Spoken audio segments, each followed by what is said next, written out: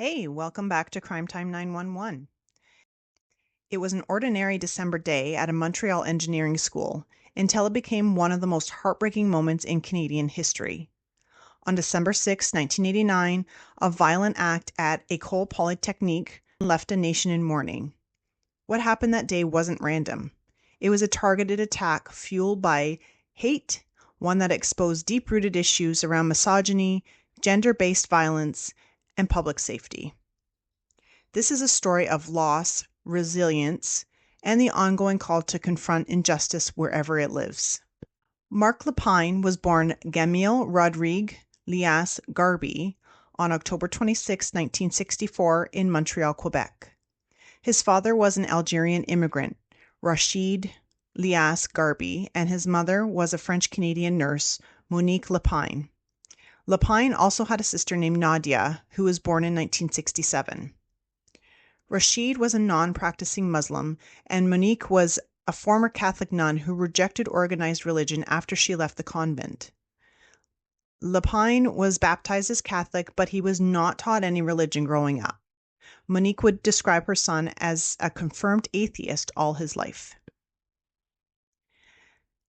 At the time that Lepine was born, his father Rachid, who was a mutual funds salesman, was traveling in the Caribbean. While Rachid was traveling abroad, Monique would discover that he was having an affair. The family would move often.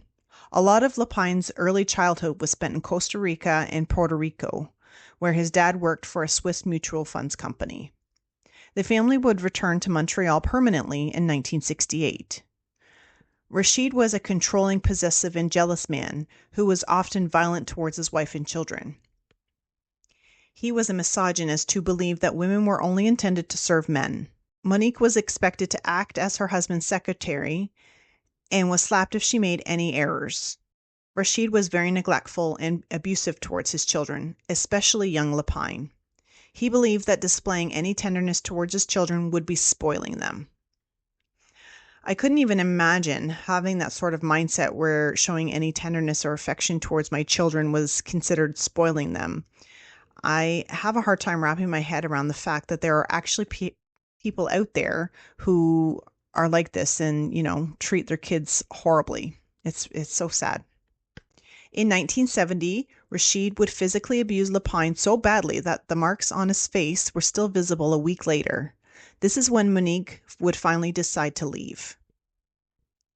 Lepine would live with his mother and his sister after his parents separated.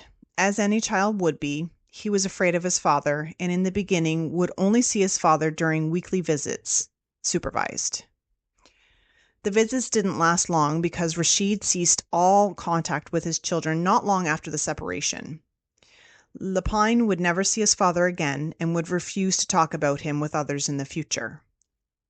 Monique would go back to nursing to support her family and would start taking courses to further her career.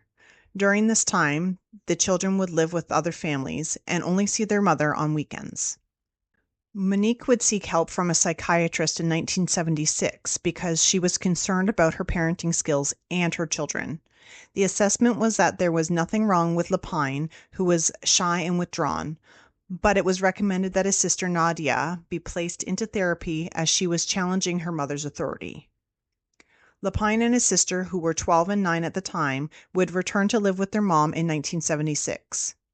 Monique was now the director of nursing at a hospital in Montreal.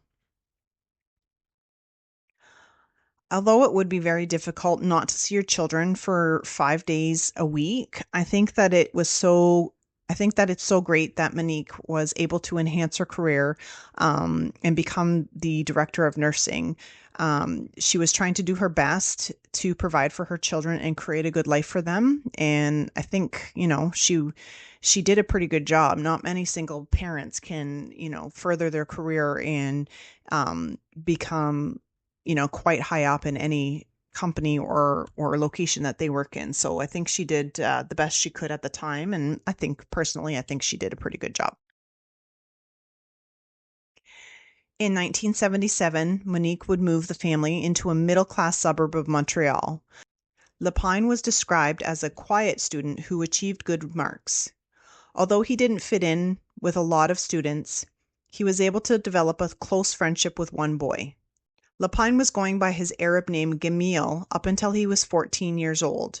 His name was legally changed to Mark Lapine after being taunted by students over his Arab name. I try my best to teach my children to accept everyone regardless of their race, color, or background. We are all people and we shouldn't be treating anybody differently because they look different or they have different beliefs or, anything from what we were raised or what we think. I don't have any tolerance for racism or prejudice of any kind. And I think it's very sad that a 14-year-old felt that the need that he needed to change his name because he was being teased by other kids just because of his background. Although he would say that the reason that he changed his name was because he despised his father and wanted to take his mother's name. I'm sure both of these reasons played a role in his changing his name. Lapine suffered from low self-esteem, he didn't communicate, and showed very little emotions. He suffered from chronic acne, and his younger sister Nadia would often publicly humiliate him about it and about the fact that he didn't have a girlfriend. He would often fantasize about his sister's death and even went as far as creating a mock grave for her. I feel like that was a red flag right there, to be honest. I probably would have taken him back to the psychiatrist if I was his mother. Although maybe she didn't know about these fantasies. I don't know when these fantasies apparently had been revealed, but obviously he must have told somebody along the way. He was happy when his sister would be placed in a group home due to her delinquent behavior and substance abuse. Nadia would pass in 1996 due to an OD. Monique wanted a good male role model for her son, so she made arrangements for a big brother. Having a big brother would prove to be a positive for Lapine for 2 years. However, in 1979, the big brother that was assigned to Lapine was detained on suspicions of being a chomo. Lapine and the big brother both denied that any inappropriateness had occurred between them.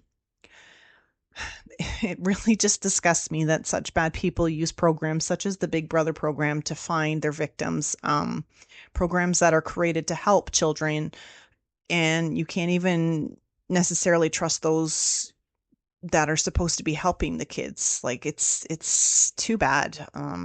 It's too bad that there wasn't a way that they could, screen these people better or find a way to weed them out kind of thing. But I guess there really isn't any way unless they've been convicted of it or charged of these crimes in the past. As a teenager, Lapine had owned an air rifle. He used it on pigeons with his friend. He would also develop an interest in World War II and began to admire Adolf Hitler. He would also be quite responsible when it came to chores at home. He would clean and do repairs while his mother was working. In September 1981, when Lapine was 17, he applied to join the Canadian Forces as an office cadet, but he was rejected during his interview process. He told his friends that he was rejected because he had difficulties accepting authority. In 1982, Lapine and his family moved to St. Laurent to be closer to his mother's work and to his new college. He would lose contact with his school friend after he moved. In August, Lapine began a 2-year pre-university course in pure sciences. He ended up failing 2 courses in the first semester, but was able to bring up his grades considerably in the second semester. He had a part-time job at the same hospital that his mother worked at, serving food and doing custodial duties. His colleagues would describe Lapine as nervous, hyperactive, and immature. He developed a crush on one of his coworkers, but he was too shy to act upon his feelings. After a year in college, Lapine would switch over to an electronics technology program. This 3-year technical program was geared more towards immediate employment. He did well in this new program. He was described as being a model student, quiet and hardworking. However, in the fall of 1985, his marks would drop. Then in February 1986, he would stop attending classes altogether without any explanation. Eventually, Lapine would move out of his mother's house into his own apartment and would apply to study engineering at École Polytechnique de Montreal. However, the conditions of his being accepted was that he was to complete 2 compulsory courses, including one in solution chemistry. He never ended up doing this work. It's too bad that he didn't complete any of the courses he was taking. It sounds like he would have really had a bright future if he just would have continued on the path that he was trying to be on at the time. In 1987, Lapine would be fired from his job at the hospital because he displayed aggressive behavior and he disrespected his superiors. This event would be the start of Lapine's downward spiral. He was enraged at being fired, and at the time he described a plan to commit a violent act and then unalive himself. Lapine's friends would describe him as being unpredictable, and he would fly into rages when he was frustrated. In the fall of 1987, Lapine would take 3 courses to complete his college diploma.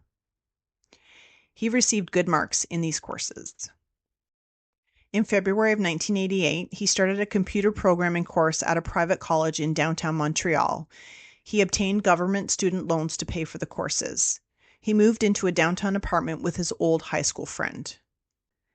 In the winter of 1989, he began a night course in solution chemistry, which was a prerequisite for École Polytechnique. Lapine wanted to have a girlfriend, but he was uncomfortable around women. He often bossed women around and showed off his knowledge around them. He expressed to other men that he disliked feminists, career women, and women who were in occupations that were traditionally for males, such as the police force. He said that women should stay in the home taking care of the family. So it looks like despite his mother's efforts and the fact that Lapine had expressed his hatred for his father, he ended up being just like him when it comes to his views on women. In 1989, Lapine applied to École Polytechnique again, but his application was rejected because he was still missing the required courses.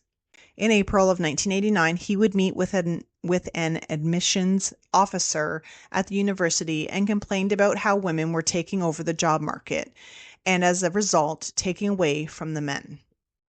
In August of 1989, Lapine would apply for a firearms acquisition certificate and would receive the permit in mid-October.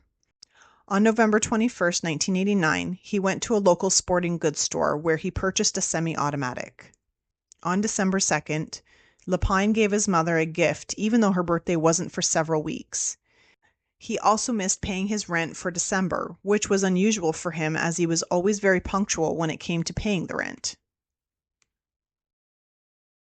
On December 6th, Lapine walked into the École Polytechnique. He would go into a second-floor classroom and proceeded to separate the men from the women, then ordered the men to leave. He said he was fighting feminism and used the semi-automatic on the 9 women who remained. He unalived 6 of these women. Lapine would then go to other places in the building, including the cafeteria, corridors, and another classroom, using his weapon on the women he encountered. He would unalive 14 women, injuring 10 women and 4 men before unaliving himself. It said that Lapine was seen at least 7 times around the school between October and December of 1987. So he was clearly planning out his attack during these visits, or maybe, figuring out an escape plan or how he was going to get in, or, whatever. He was clearly planning something because he had no other reason to really be there since his application was already rejected. A 3-page letter would be found in the pocket of Lapine's jacket. Police only allowed portions of the letter to be publicly released. However, the letter would later be leaked in November of 1990 to a journalist and was published in a newspaper called La Presse. In his letter, Lapine claimed political motives, blamed feminists for ruining his life, and expressed an admiration for Denis Lortie, who launched an attack on the National Assembly of Quebec in 1984 for political reasons, unaliving 3 government employees. In the letter, Lapine had listed 19 women that he labeled as radical feminists and were potential targets. A police psychiatrist had interviewed Lapine's family and friends and also had access to his letter, suggested that he might have had a serious personality disorder. Apparently, committing multiple unalivings and then unaliving himself is a characteristic of this disorder. Other psychiatrists thought that Lapine was psychotic, having lost touch with reality as he was trying to erase his memories of a violent and absent father. At the same time, he was unconsciously identifying with a violent manhood that dominates women. Other theories are that Lapine suffered brain damage as a result of the DV he experienced as a child, or just left him to feel victimized as he faced losses and rejections in his later life. So while I understand that in a DV situation as a child or an adult is traumatizing, however, lots of people survive these situations and don't go off committing a massacre as a result, like Lapine did in this situation. Lapine's mother thought that he might have suffered from attachment disorder because of the DV, and maybe he felt a sense of abandonment in his childhood. She also wondered if Lapine had viewed her as a feminist due to her neglect as she pursued her career, and that the massacre might have been an unconscious attempt to get revenge on her as well as his sister's taunts. As always, there are many theories and speculations as to why Lapine committed such a horrific act. The truth has gone with him into the afterlife. I believe that even though his father was absent for a long time, that he had still spent enough time around his dad and seeing the way his father treated his mother, that to make an impact on how Lapine saw women as inferior to men. It's too bad that the first psychiatrist he saw as a child hadn't identified more issues with him. Perhaps this could have been prevented if so. Do you think his father had more influence on him than anyone realized? Do you think he had a mental disorder that caused him to act out in this manner? Please let me know what you think of this case in the comments. Don't forget to follow, like, and share this episode. It helps more people discover these stories and keeps the conversation going. Thanks for listening to Crime Time 911. Stay safe, stay curious, and remember to always trust your gut.